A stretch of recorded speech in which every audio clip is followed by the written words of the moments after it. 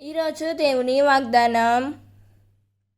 ఆ సమయమున యేసు ఇట్లనెను, పరలోకమునకు భూలోకమునకు అధిపతివైన తండ్రి, విఘ్నులకు వివేకవంతులకు వీటిని మరుగుపరచి పసిబిడ్డలకు బయలుపరచితివి కనుక నిన్ను స్తుతించుచున్నాను.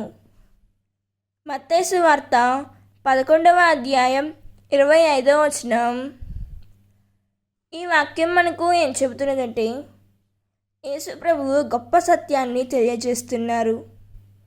దేవుని రాజ్య రహస్యాలు కేవలం మానవ జ్ఞానంతో కాదు, వినయపూర్వకమైన హృదయంతో దేవుణ్ణి ఆశ్రయించే వారికే బయలుపరచబడతాయి.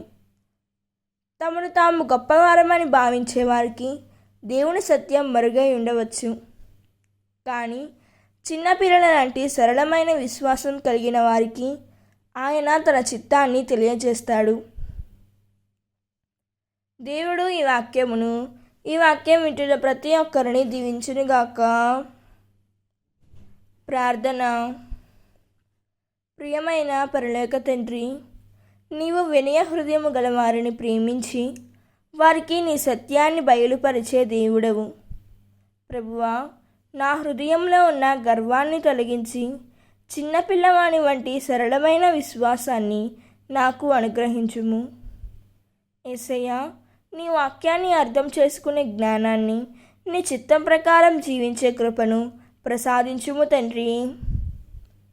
ఆమేన్. God bless you.